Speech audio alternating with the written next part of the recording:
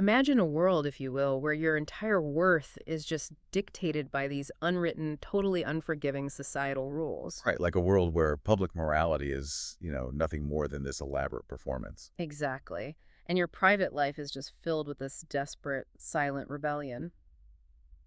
Well, today we are opening up a really remarkable stack of excerpts from the legendary Hindi literature collection. It's called Mansarovar, Part 3 by Munshi Premchand. Yeah, and our mission for this deep dive is to basically extract the timeless insights from these stories. We're trying to look past the historical setting to find the actual mechanisms of human nature that make these narratives tick. Which is such a fascinating undertaking because, these stories act as this flawless, sometimes brutal mirror for us. Oh, absolutely. I mean, they're set in early 20th century India, but they expose hypocrisies, gender dynamics, and, moral corruptions that resonate just as strongly with you and me today. Premchand was essentially a psychologist, just working in the medium of fiction.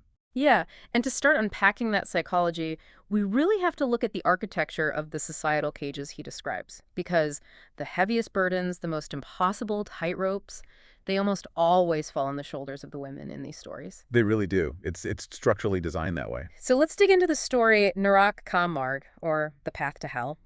We have this young woman who is just entirely trapped by her circumstances. She's been forced into a marriage with an older, deeply cynical, and just completely incompatible man. Right. And feeling suffocated, she tries to seek some kind of spiritual solace. She starts reading the Bhaktamal, just looking for, any kind of inner peace. Well, she's trying to carve out a tiny sliver of autonomy, right? Yeah. In a life where she has zero actual control. Yeah. Because when society strips an individual of their agency, it doesn't just make them sad, it makes them incredibly vulnerable. That lack of control creates a vacuum, and desperation just rushes right in to fill it. Which perfectly explains her tragic misjudgment. She meets this old woman who she genuinely believes is a goddess, like a spiritual guy who can offer her a way out. But the text reveals this woman is actually, quote, a witch of hell. Wow. That's a strong phrase. Yeah. She completely manipulates the young woman's desperation and leads her into total ruin. And the story ends with this agonizing plea to the reader. She's begging parents to never marry their daughters off for wealth or status. She says it's better to kill a daughter than bind her to that kind of misery, doesn't she? She does. It's incredibly heavy. It's a chilling warning. Premchand is really illustrating the mechanics of vulnerability there.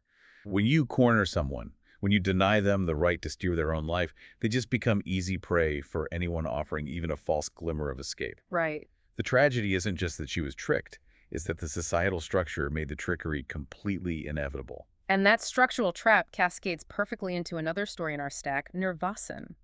In this one, a woman named Marietta gets separated from her family at a super chaotic train station. A nightmare scenario. That's total nightmare. A strange man offers to help her find her husband, but she very quickly realizes he has dark intentions.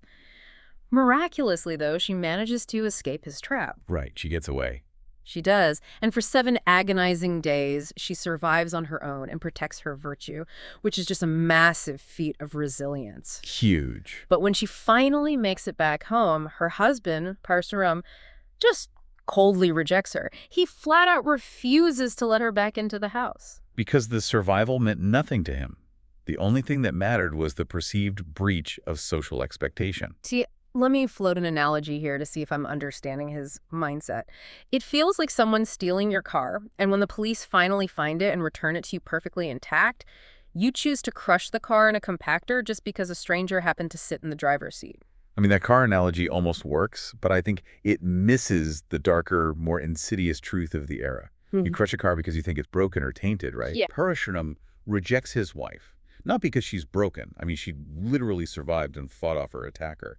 He rejects her because his own fragile social status is intrinsically tied to her untouched purity. Oh, wow. So it's about him. Entirely. Yeah. He explicitly compares her in the text to touched water that one cannot drink without feeling disgust. It is entirely about his ego, his standing in the community, and not at all about her value as a human being. Touched water. That just strips away her humanity completely. She ceases to be a person who experienced trauma and becomes nothing more than a contaminated object. Precisely. And Premchand actually connects this mentality to a historical anecdote in the text about Nadirshah, who was a notorious conqueror. Right, I remember that part. Nadirshah tests the honor of the royal begums, the queens of the lands he conquered, by forcing them to dance in front of him. Which is just so demeaning. Exactly. It's not about entertainment. It is a deliberate weaponization of the concept of purity. Oh. It proves that these rigid moral codes have historically been designed by men, for men, to basically control, humiliate, and discard women whenever it serves their power dynamics. So the cage isn't just physical, it's ideological. And it demands the fulfillment of these impossible roles. Look at the desperation for a male heir in the story of Nirupama. Oh, that one is heartbreaking. It really is. She is verbally and emotionally tortured by her husband, Gumandial, simply because she has given birth to 3 daughters. He threatens to abandon her, treating her like, I don't know, a defective machine rather than a partner. Which highlights another facet of this ideological cage, right? Blaming women for biological realities that are entirely outside their control. Yeah, exactly. Gumandilal's cruelty is driven by his obsession with his own legacy, and he just punishes Nirupama for his perceived lack of it. So, facing total destitution, Nirupama and her sister-in-law resort to this incredibly desperate plan. They basically concoct a fake saint's blessing. A total fabrication. Right. They convince the family that a holy man has guaranteed her next child will be a son. And it actually works. It buys her 3 years of peace, respect, and just decent treatment from her husband. But then the ending. Yeah, tragically, she dies giving birth to a 4th daughter. The psychological mechanism at play there is just devastating. I mean, Nirupama is forced to commodify her own body and deceive the people closest to her just to experience basic human decency in her own home. It's awful. She only gains value when she successfully markets herself as a vessel for a male heir. And we see a slightly different variation of this minefield in the story Kaushal, where Maya is manipulated and tricked by her own lazy husband merely for desiring a simple necklace. Right. Whether the demand is purity or producing a son or suppressing basic desires, these women are constantly navigating traps that are specifically designed to keep them subservient. Let's pivot then and look at the men who built and maintain these traps, because Premchand does not let them off the hook at all. Not even a little bit. He completely dismantles their authority by exposing how their public righteousness is often just a fragile, incredibly hypocritical mask. So let's look at the story of Yashodanand. It is darkly, bitingly comedic. It's so funny in a grim way. Yashodanand is this respected figure, and we see him giving this passionate, fiery speech against the evils of the dowry system at a public wedding gathering. He's even dropping these English phrases into his Hindi speech to sound more elevated and educated. Yeah, talking about lame excuses and standing on his principles. Right. He is performing the role of the enlightened modern reformer to absolute perfection. Because he understands the social currency of appearing progressive. Oh, he's totally soaking in the applause. But then the ultimate plot twist happens. His 7-year-old son, Parmanand, wanders up to the stage. The kid finds a piece of paper on his dad's desk, assumes it's the speech, and just starts reading it out loud to the entire crowd. Out of nowhere. Except, it's not the speech. It's a secret extortion letter Yashodanand wrote, demanding a 20,000 rupee dowry under the table. The architecture of his hypocrisy just collapses in seconds. And what Premchand is showing us is the severe disconnect between the public persona and private greed. Yeah. Yashodanand's principles were nothing more than a smokescreen. He completely compartmentalized his morality. The public sphere was for theater and status, while the private sphere was for ruthless economics. And when that theater is exposed, society's reaction is just fascinating. How does the mob deal with these fallen idols? Take the story Damned, which translates to punishment. We're introduced to Mr. Sinha, who is known far and wide as a strict, unyielding, entirely incorruptible judge. A man who has placed himself very high on a moral pedestal, looking down at everyone else. Exactly. But eventually, he caves. He accepts a bribe from a man named Jagat Pandey, but Sinha takes the money and then rules against Pandey anyway. A double cross. Right.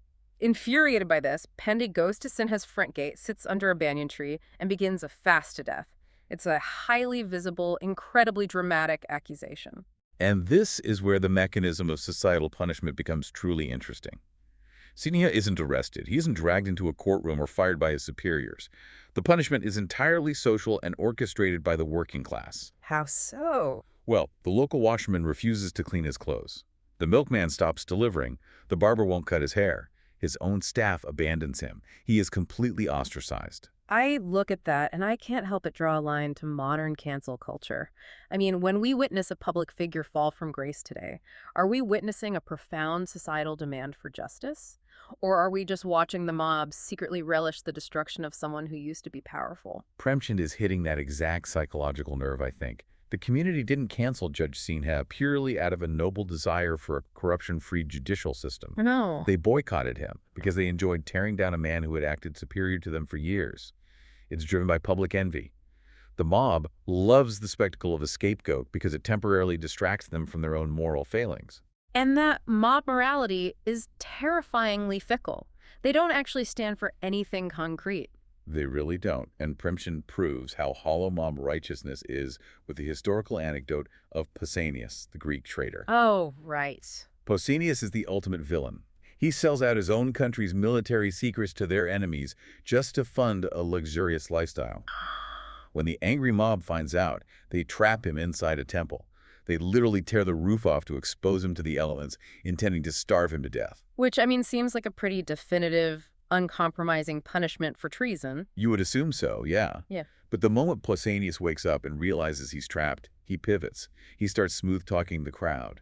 He manipulates them with false promises, claiming that if they let him live, he will reveal the enemy's secrets to them. And they buy it. Completely. The crowd's rigid, unyielding morality evaporates instantly. They forgive him on the spot and actually bring a musical procession to free him. You're kidding. It highlights the absurdity we've been discussing. The exact same societal forces that will destroy a woman for a perceived flaw in her purity can be easily swayed and manipulated by a charismatic, smooth-talking man. The mob's morality is just wind. So if society is deeply corrupt, right? If the unwritten rules are designed to trap us, and if the mob is entirely fickle, how do we survive? Premchand introduces a fascinating angle by showing us what happens when humanity bumps up against forces completely beyond its control, like fate and nature. It's the ultimate reality check against human hubris. We build these elaborate social rules because we desperately want the illusion of control. And we see that illusion shattered in the story of Mathura. So Mathura is a man possessing immense, almost superhuman physical strength. There's this massive, dangerous bull terrorizing his village. A real physical threat. Yeah. Mathura steps up, wrestles with the beast, chases it for miles, and completely exhausts it. He achieves this monumental victory. He's at the absolute peak of his physical dominance. But then, overheated and exhausted, he drinks too much hot water straight from the river, he gets a severe stomach ache, and he dies. Just like that. The juxtaposition there is brilliant. Mathura conquers the massive, external, visible threat, but succumbs to a mundane, invisible vulnerability. It's so abrupt. It perfectly mirrors how society focuses on visible, performative purity while entirely ignoring internal rot. And we see parallel exploration of this hubris in the story Tentar. Demedar's mother falls terribly ill, but instead of seeking actual medical help, she relies entirely on blind faith, astrology, and superstition to save her. Right. She ignores the real world. She believes an intricate ritual will bend nature to her will, and inevitably, she dies. Both Mathura's physical dominance and the mother's superstitious faith are attempts to cheat reality. They both fail. You can't out-wrestle nature, and you can't trick it with rituals. Exactly. Death and nature come for us all, entirely indifferent to the illusions of power, status, or piety we wrap ourselves in. So if our physical bodies are fragile and our social structures are corrupt, what is the antidote? What actually matters here? Premchand points toward genuine selfless virtue. It's the only thing that cuts through the noise. Let's look at the story Madhukafride, or the mother's heart. Madhavi has suffered an unimaginable trauma. Her young son has died, and she holds a man named Mr. Baj directly responsible. She is entirely consumed by a totally understandable desire for vengeance. Oh yeah, she goes to Bagshi's house in the dead of night, fully intending to exact her revenge. But when she creeps inside, she finds Bagshi's own infant son deathly ill and crying while the parents are fast asleep. An incredible setup. In that split second, she has the ultimate opportunity for payback, but her maternal instinct overrides her hatred. She stays awake for days, nursing her sworn enemy's child back to health. I mean, the sheer emotional strength that requires is staggering. It is the definition of radical forgiveness. Madhavi realizes a profound truth. Adding to the suffering in the world, even if it feels justified by her own pain, won't actually heal her. Right. Her boundless empathy is the only mechanism powerful enough to break the cycle of vengeance. Society tells her to demand an eye for an eye, but she chooses to step outside that cage. We see another form of that radical departure from the script in our final story, Vishwas, which means trust or belief. Now, just to orient you listening as we dive into this one, this story revolves around political corruption. Our goal here isn't to take a modern political side or draw current equivalents, but to impartially look at exactly what Premchand was critiquing in the power structures of his own era. It's vital context because the mechanics of power he describes are universal, Yeah. regardless of your politics. Exactly. We meet Miss Joshi, a highly connected, deeply cynical courtesan. A syndicate of wealthy politicians hires her for a specific job to completely ruin the reputation of Apte. Apte is a beloved, ascetic political leader known for fighting for the impoverished. During a massive public rally, Apte delivers this fiery, uncompromising speech. Right, the one about the contrast. Yeah, he explicitly points out the grotesque contrast between the starving citizens who are being squeezed for grain taxes and the government officials who are living in extreme luxury, eating imported Italian sweets and drinking fine wine. He is calling out the systemic exploitation. It is Yashodanand's hypocrisy, but on a massive institutional scale. So Miss Joshi sees her opening. She confronts Apte in private to spring her trap and destroy him. And this is where Apte does something that completely short-circuits her worldview. When he is confronted by this woman who has been sent to destroy his reputation, he doesn't mount a defensive, self-righteous argument about his political purity. He does. No, he doesn't puff out his chest and list his good deeds. Instead, he becomes radically vulnerable. He looks at her and freely confesses his past sins. He admits that before he was this revered leader, he was a thief. He was a fugitive hiding from the law. He had begged for scraps of food in the streets. I have to admit, when I first read that, I was baffled. Why doesn't Miss Joshi immediately use that confession to destroy him? She has him dead to rights. She has exactly the ammunition her employers paid her to get. Because you have to look at the world Miss Joshi inhabits. She lives in a society entirely populated by men like Kumandalal and Yashodanand. The hypocrites. Exactly, men who constantly hide their cruelty, their greed, and their flaws behind heavy masks of authority and fake purity. Her entire life has taught her that everyone is running a scam. Everyone is lying. I see. So when she finally meets a man who tells the unvarnished, ugly truth about himself, it disarms her completely. His vulnerability is the one weapon she has no defense against. Exactly. Apte's radical honesty shatters her lifelong cynicism. By owning his flaws so freely, he proves that true strength doesn't come from pretending to be an untouchable paragon of virtue. It comes from authenticity. She is so profoundly moved by encountering the one real thing in a world of fakes that she abandons her mission. Wow. She actually ends up pulling a gun on her own employers to protect him. She switches sides because she finally found something worth believing in. So let's step back and look at the whole picture we've painted today. Through these incredible excerpts, Premchand is showing us that human beings love to build elaborate cages for themselves and others. We build cages of class, cages of impossible purity for women, cages of performative morality and public envy. We trap ourselves in these unwritten rules, and we ruthlessly punish anyone who steps out of line. But he doesn't just show us the cages. He provides the keys to unlock them. Yeah. You cannot fight a corrupt, hypocritical system with more hypocrisy or by trying to play its game better. The only true escapes are radical honesty, like Apte's refusal to hide his past, and boundless empathy, like Madhavi's refusal to perpetuate violence. And while the costumes, the settings, and the technology have changed since the early 20th century, the underlying human behaviors haven't budged an inch. The fear of community judgment, the desperate desire for status, the performative outrage, it is all incredibly present in how we navigate our modern lives. The play is exactly the same. Which leaves a lingering question for you to consider. Premchand's characters were suffocating under the unwritten rules of their specific era. Take a hard look at your own life right now. Yeah. What unwritten, absurd societal rules are you currently twisting yourself into knots to follow? What performative masks are you wearing just to avoid the judgment of your peers or the fickle outrage of the mob? And perhaps most importantly, if a modern-day Premchand were observing your life, what kind of story would he write about you? That is definitely a thought that will stick with you long after we're done here. Thank you so much for joining us on this deep dive into human nature. Keep questioning the structures around you, keep looking past the performance, and remember, sometimes the people demanding the most purity are the ones with the darkest secrets to hide. We'll see you next time.